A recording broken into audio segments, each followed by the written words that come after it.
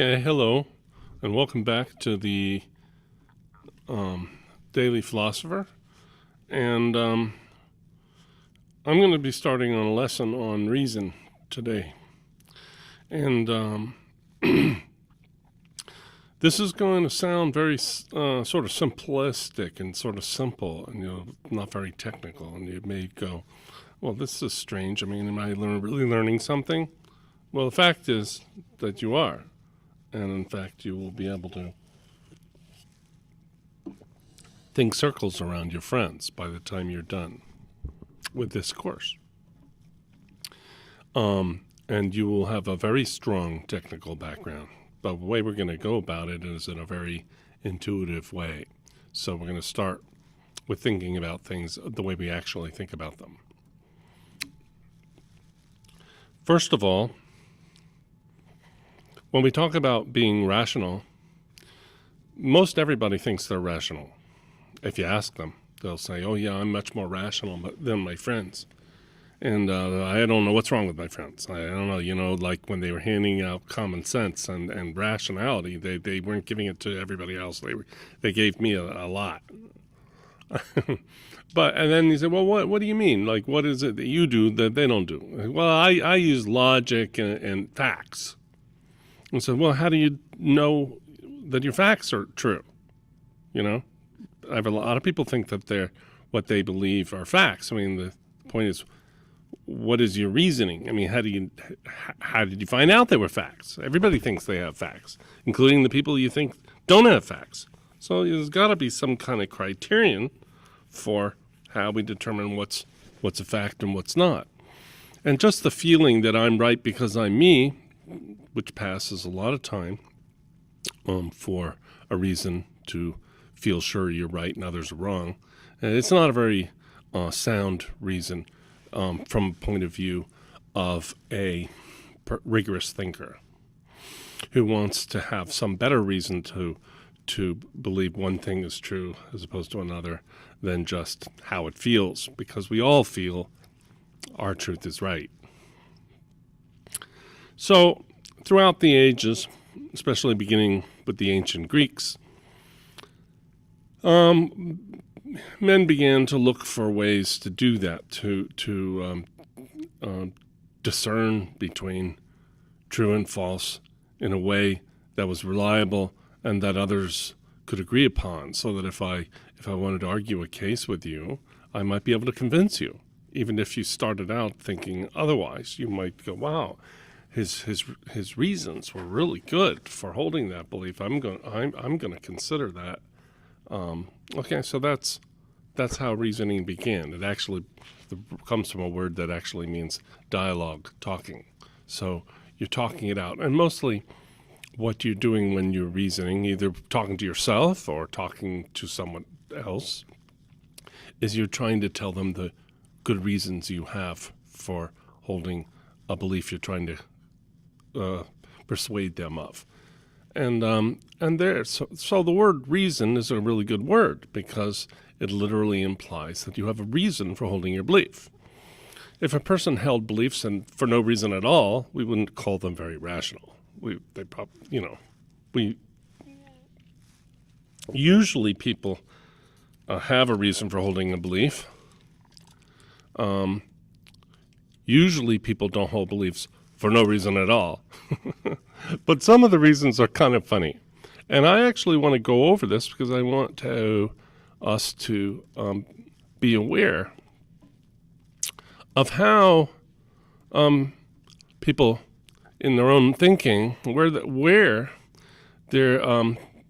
getting their beliefs really, how they're justifying their beliefs. Now, these will sound funny. They won't sound very rigorous. But I find them to be important because they're true. And I would call this, as opposed to, technical logic, this is kind of like how it is on the street, how people really think. Okay, so first of all, I'm going to name some reasons for people to hold a belief. Actually, they might not admit these, okay? So one is desire. Like, I want this to be true. Okay, it does something for me. I get something out of it. I need it to be true. I'm happy if it's true. I'm miserable if it's not true. So I desire it to be true. So usually we pick those things to believe that we desire to be true. Okay. Often there's some personal gain in it if they were true. So that would be a motivation for desiring a particular thing to be true. Now, sometimes, too, we desire something to be true because that's our taste. We have certain taste. So if I say, well, I think a seersucker suit is better than a tweed suit, and that's just a fact, well, that's my taste, right? So I would choose the seersucker suit because it just conforms to my taste or my temperament, okay? So, and that's another reason, it's our temperament, our personality. Makes us attracted to some things and be repulsed by other things. Sometimes people will believe something because they're afraid of the alternative. So let's say a person is convinced that the storm will pass because they can't even contemplate that it won't pass and that it'll hit the house and tear the roof off. So fear could be a reason. Prejudice can be a reason. A person could believe that believe in the bell curve idea of racial disparity. And that would be because he was prejudiced. So that would cause him to have that belief. He would have all these logical things, but we're going to tear them apart, and you can find out that there wasn't anything there. Okay, so what are some more reasons for holding a belief? Some people literally believe that they are psychic.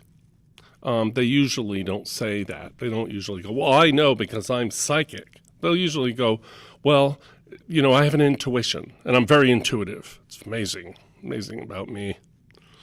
Or I have a very unusual degree of common sense, rare among people in my state,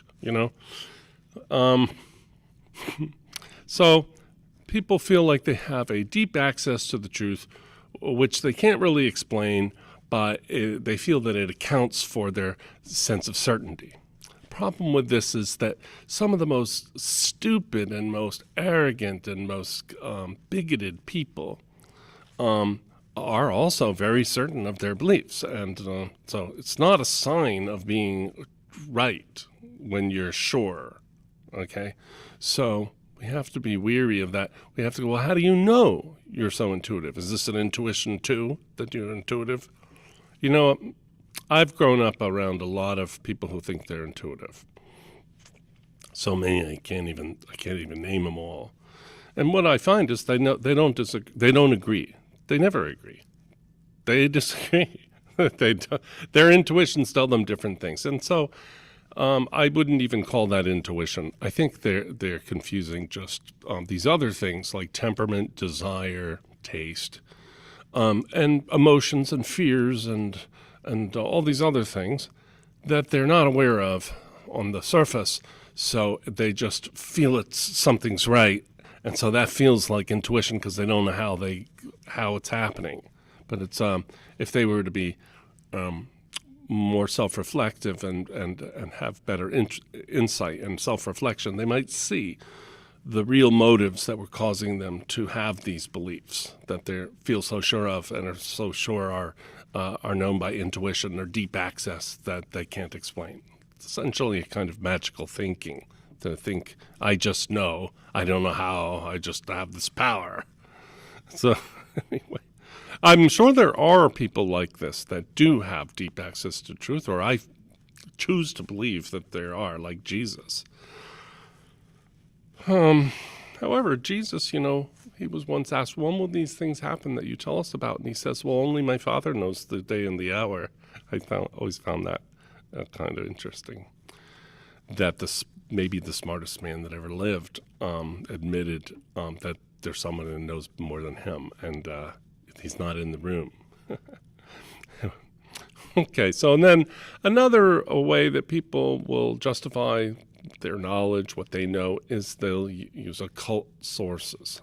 It's called theurgy, where you evoke a spirit, something from the spirit world, or an angel, or a god, or something like this, and often goes under the word channeling.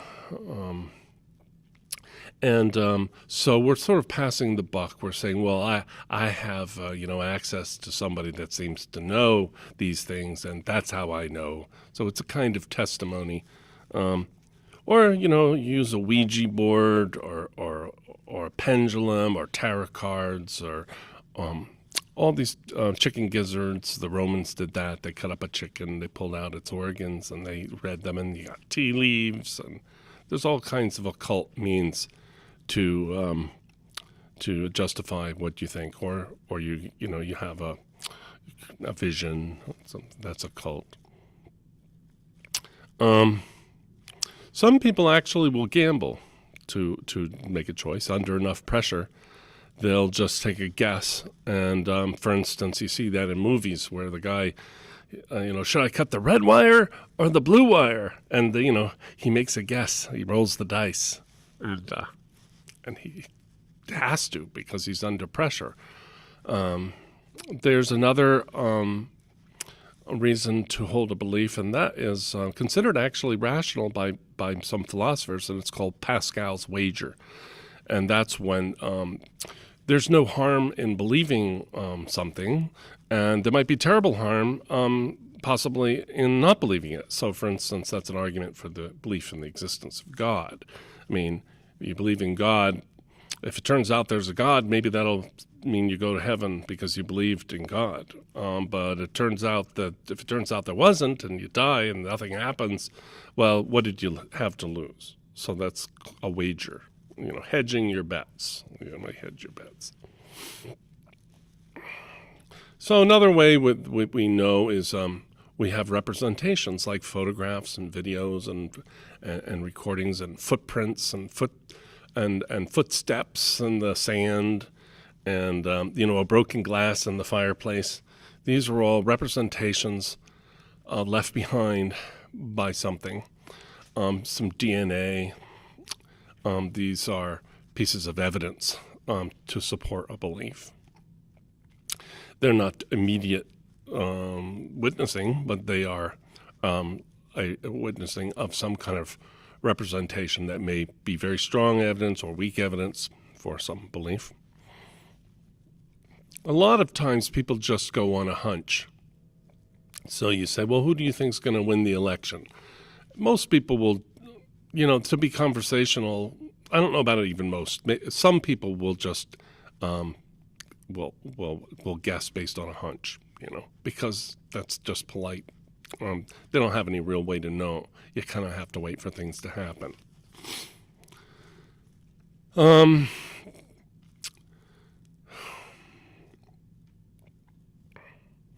Sometimes we believe something because it's a pick-me-up. It makes us feel better, and that can actually make you perform better. So they used to have these, I guess they still have them in business, little affirmations. You write, I can do it. I can win. I can work long hours. I can succeed.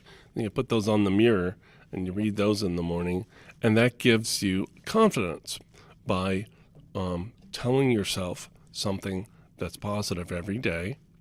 Let's say you had to jump across a ravine, and if you don't, you're definitely going to, die of the cold that night. So it's your last chance to get on the helicopter and go, and you just tell yourself you can do it. It's been noted that when people do that, they often have a better chance of making a difficult and dangerous jump, or a jump that they couldn't even make at all if they didn't say, I can do it, This happens all the time in movies. Grab my hand, you can do it. Okay, so that's a reason to believe. Muster courage. Sometimes we make inferences from our memories, which is a kind of perception of our internal states. And actually that's a major cause for us to hold beliefs, is that we look into our memories, and we seem to recall such and such. That requires a little interpretation and faith in our memories, but however, that's a basis for belief. And there's the scientific method, which most people talk about but don't know what it is. That's where you make observations and you look for correlations, and then where those correlations repeat, you are able to usually predict that they'll occur again in the future. Now, there are also forms of logic, which we'll get to later. There are deduction and induction and retroduction, and we'll come to them later. There's also informal logic. We'll get to that. It's just a series of informal rules that have been accepted for a long time as good rules to follow when differentiating between true and false arguments for some belief. Okay, sometimes people will make a terrible argument, but it's very common, so I'm going to include it. And that is that they'll say, well, it's possible, okay? Well, that's not really a justification. It kind of confuses possibility with probability. Just about everything's possible unless there's some self-contradiction in it happening. So to say something's possible and then to go from there to imply that it's probable and even definitely, shown because it's possible, theoretically, that's not a very good argument, but it's used all the time. A lot of people will choose to believe something simply because, according to them, it's possible. So, now probability is a very good reason to hold a belief. If you do the probability on how many times you'll get a 7 when you throw the dice, and you throw it enough times, you'll be amazed how it conforms to probability laws that are mathematical. Another reason people will hold beliefs is because they've been brainwashed, okay, or they've received a lot of propaganda, which is a form of brainwashing. Another reason that people hold beliefs is they may be a hypochondriac, so they may believe that they have cancer from very little evidence because they have a disorder called hypochondria, where they tend to believe that they're sicker than they are, and to catastrophize their minor symptoms. There's also paranoia. I knew a man who was paranoid, and it's a pretty debilitating disorder. You can't turn people. You can't convince them that their fears are highly implausible or even impossible because they're paranoid and they believe someone is following them, and people have motives that don't make any sense and that are interested in them that are probably not interested in them. There are also people with schizophrenia who hold all kinds of very strange beliefs. David Koresh believed he was, Jesus, So people have these. David Berkowitz believed in an imaginary dog, I believe named Harvey. And these are schizophrenic people who held, supposedly they held these beliefs with a lot of conviction because they had schizophrenia.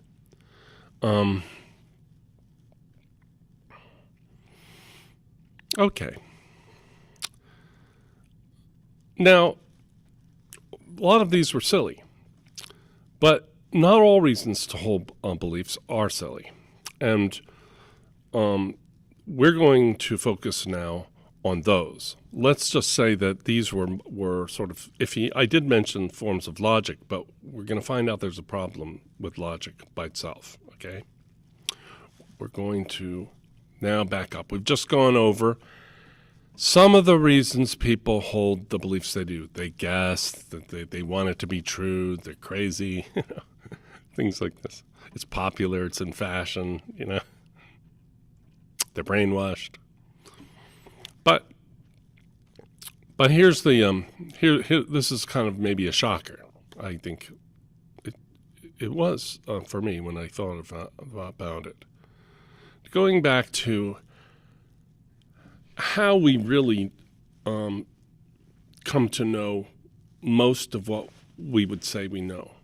So let's say you sit down with a panel of people and you ask them about what they believe about various topics about the world, about other countries and famous people and history and science and all kinds of things, God and things like that. What you find is that they didn't observe any of those things. So you can't have observed history. You can't observe God. You can't observe the future. You can't observe other countries that you haven't been to or people that you haven't met. But we all have not only, we have a lot of opinions about people that we've never met, places that we haven't been, and things like God that we haven't seen. Even to say there is no God, well, how could you know that by observation? You know, these are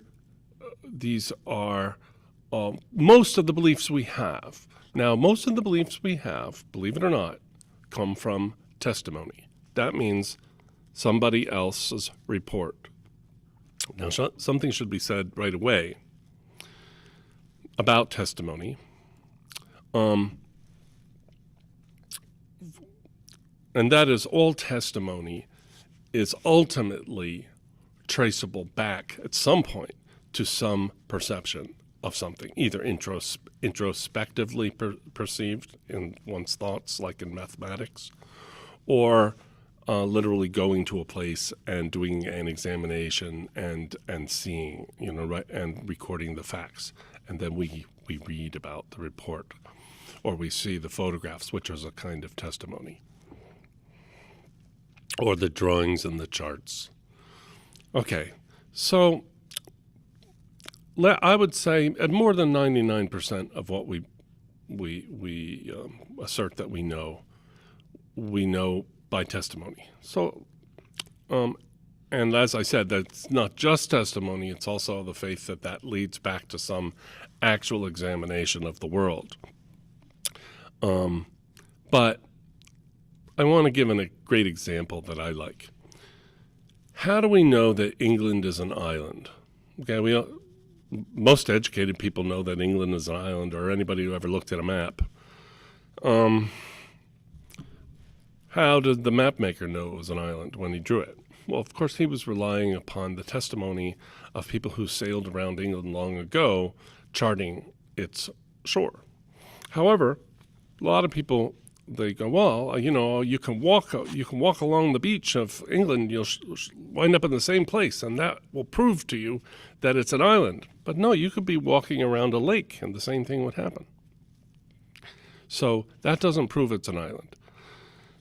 It's more complicated than that. But ultimately, we learn it from the testimony, generally the testimony provided by the map. Just so you know, if you go up in an airplane and you fly over England, you're about 5 miles above the surface of the earth, and that's not high enough to see either a coast of England. There's absolutely no way you can tell that it's an island simply by flying from one coast to the other. It will be as if you're flying over a great continent. You won't know that from that observation. So the way they really learned is that long ago they sailed around it. They used a compass and they made nautical marks, and then they made that into a map. And those are cartographers that make maps, and we rely on copies of those, and then improved by GPS and satellite images in the modern world. And but that's how we know. We don't know because we saw that it was an island. That you could go up and go to the space station, and you could see that it was an island on a clear day, but for most of us, we don't have that kind of opportunity. Now, so every person that I can name, every Hollywood star, every person in history, Napoleon and Abraham Lincoln and George Washington, I know them from testimony. Paris, I can tell you a little about Paris, and that's from testimony. Like, I've been to, Seattle. So how much can I tell you about Seattle from my immediate experience? Very little. There's an Astroneedle there, and there's some islands off the coast, and it's very pretty.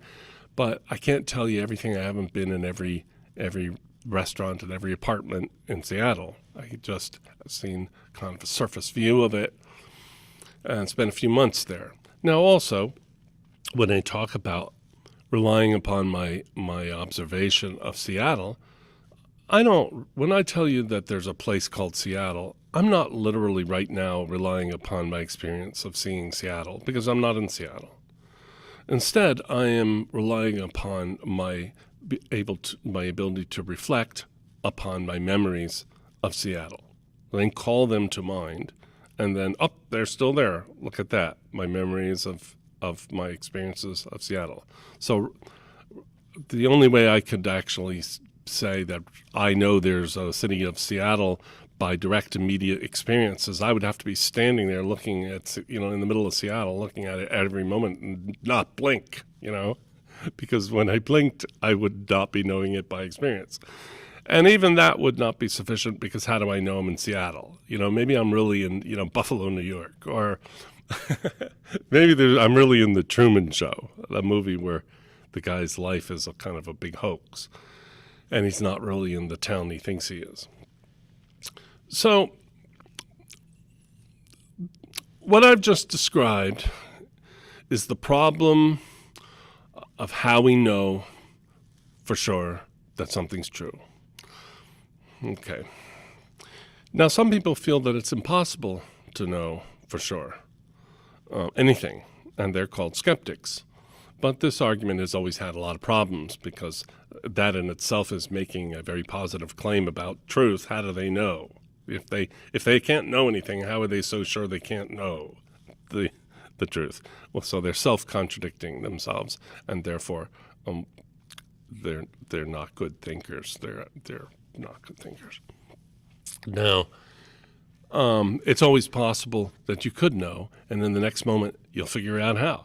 Okay, and that's kind of what we're doing here. Okay, so this whole area of rationality and reasoning and looking for a good, solid reason to hold a belief is called epistemology. That's a word that most people don't know, but you ought to learn it, because it's a very important word, and I refer to it a lot. Epistemology is the field of philosophy that deals with the question of what do we know and how do we know? How do we know we know?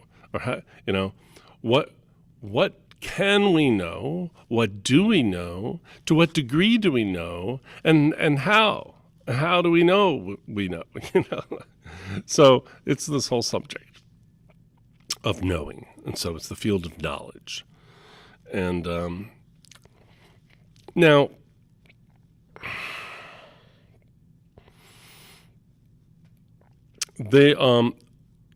as I said before, if you ask people, well, why do you think you're so good at, you're so much smarter than everybody else? You got it right, they don't.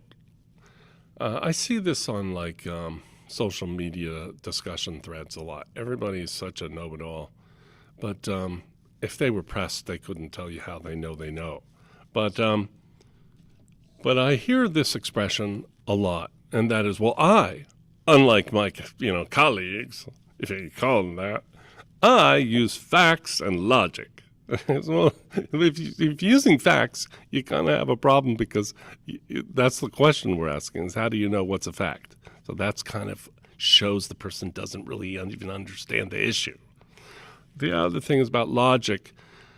Most people that use the word logic have no idea what they mean, and if they did, they would be horrified, because you can't know anything from logic.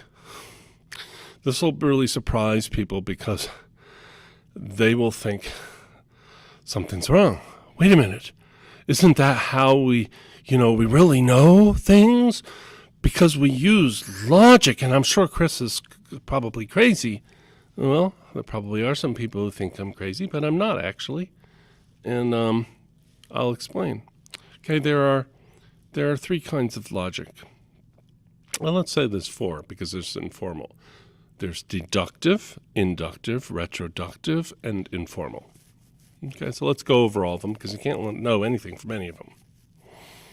All you can know from logic is when there was an error in thinking.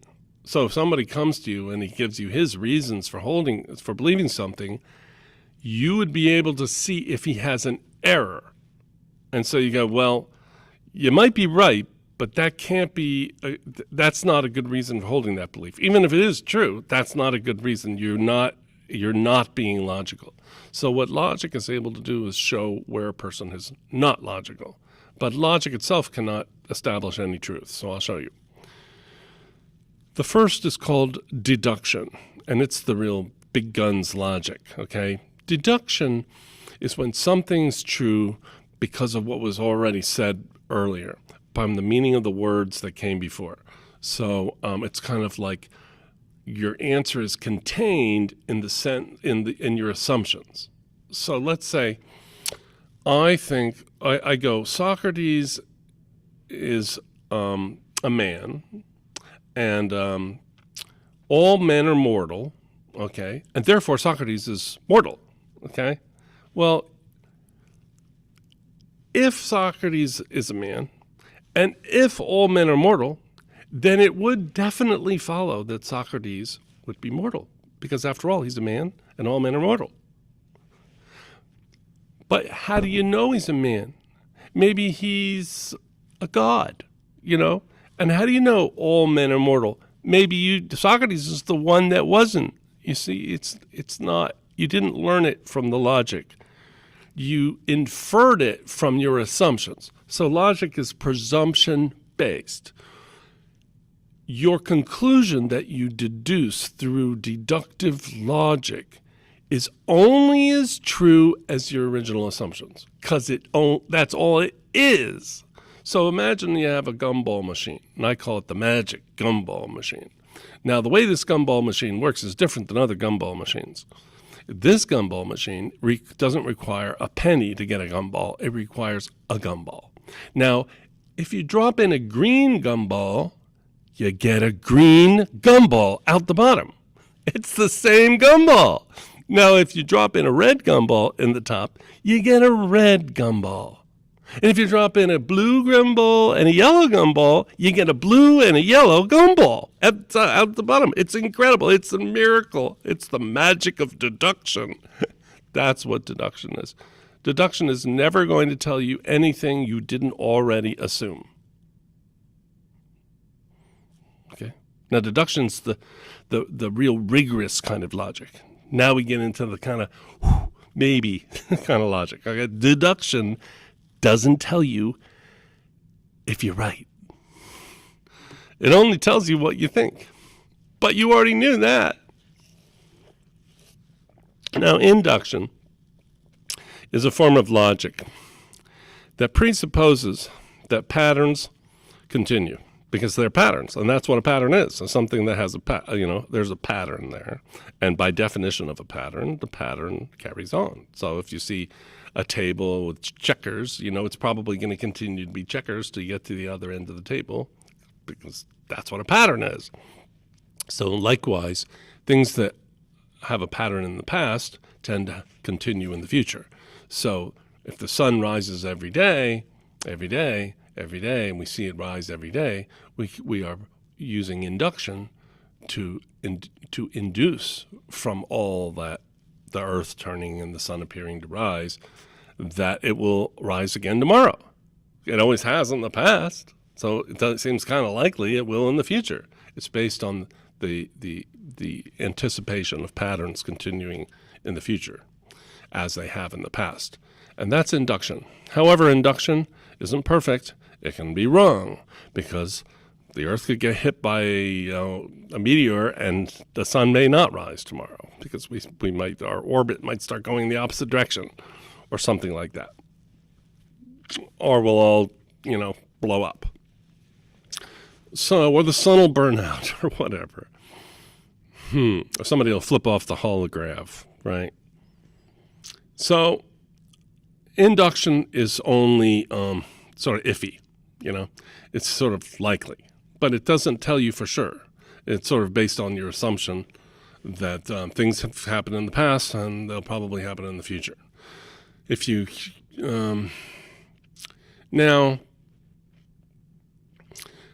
I was going to name all four, so let me get to the next one. Retroduction. Retroduction is where you make a guess and then you go looking for evidence. Okay, and Isaac Newton used retroduction to discover the law of gravity, the universal law of gravity. Supposedly, he saw an apple fall from a tree, and he got this just guessed. Well, maybe that's the same. There's an equation to that falling, okay, where you have to take the variables into account, like the closeness to the surface of the Earth and the mass and everything. But that same law governs the motion of the moon, which they knew a lot about from Galileo, who had lived a century before him. So he was able to get out Galileo's mathematical observations, and he was able to do tests with a ball rolling down an inclined plane, and he was able to see, I had it right. There is an equation. That's called retroduction. It's kind of retro because you're kind of going backward. You're not starting with evidence and working toward a conclusion. You're starting with a mysterious conclusion that you just sort of pulled out of the air and you're not sure how you did it. And then you go backward looking for the evidence. So it's retroduction. But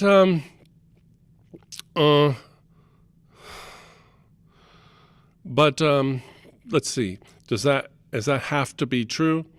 In the case of gravity,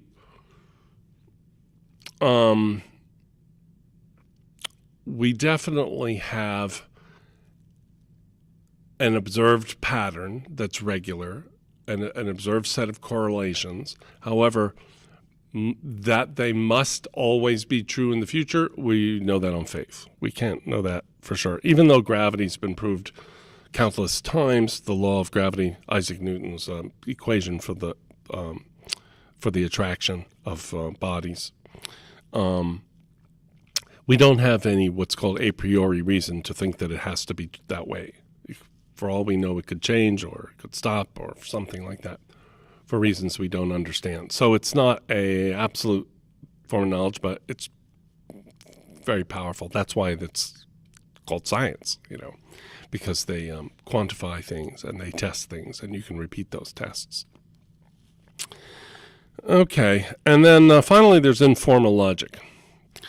Now, informal logic started with Aristotle, and it's a bunch of rules for when somebody's making a bad argument. So let's say you go, well, we know, this because, so-and-so said so, and he's like the expert, Well, that's appeal to authority, and that's not a real reason, because, under the Nazis, all kinds of experts had nonsense, Another one is appeal to, 99% of scientists agree that that's not an argument. It's not an argument. That's actually a fallacy, and it's appeal to the mob. And then there's another one. It's like, well, I don't think that George Berkeley was right about perception because he believed that a pep drink called, what was it called? Anyway, that he found in America, tar water, was good for your health. And it turned out it didn't do anything for your health. Well, you're mixing, things like, wait a minute, he made arguments about perception. Maybe we need to look at his arguments for his conclusions about perception for deciding what he thought about perception, and not his arguments for what he thought about tar water. So that is called ad hominem circumstantial. It's kind of like saying, I don't think we should believe Bob's research because I don't know if you know, but he cheats on his wife. It's like all these are kind of forms of red herring. That means that rather than really addressing the problem, you are kind of going off topic, really, or saying something that's kind of a non sequitur. It doesn't really follow from that. What you're saying should follow from it. That everybody agrees, that something.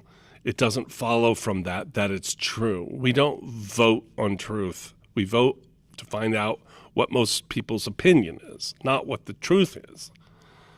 Okay, I hope I made that all clear. Now, there is one form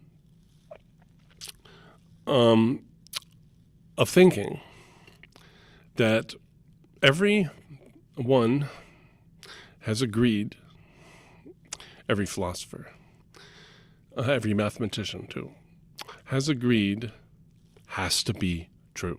And it's only one kind of thinking, okay? And it's going to really surprise people what it is.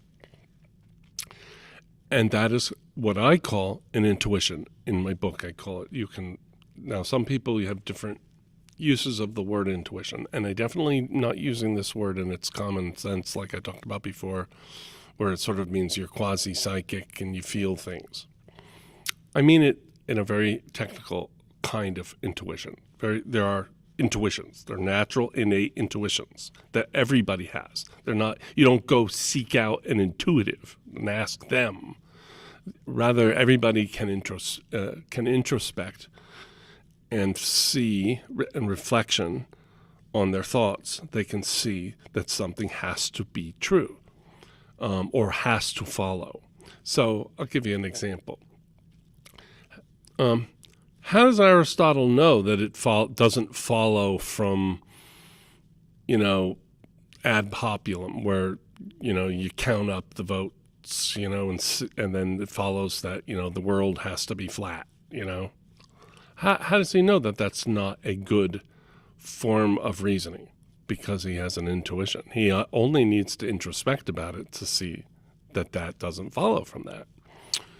Or let's say, or that, appealing to Berkeley's opinion about tar water to conclude whether his opinions about perception were true. Well, how do we know that they're not related? Because you only need to introspect about it and you'll see they're not related, that it's a non sequitur. Now, such intuitions don't tell you facts, okay? What they do is they tell you how to think. We are born knowing how to think. If you couldn't think, no one could teach you, because you have to think to learn. So you have to be born with it. Okay. I'm going to be talking about all this in the future, but this was a good beginning, and I've made my points, and that is Chris Ott's short course on real epistemology. Thank you very much. I'll see you in our next episode. I hope you enjoyed our show. Please hit subscribe if you did, and I'll see you soon.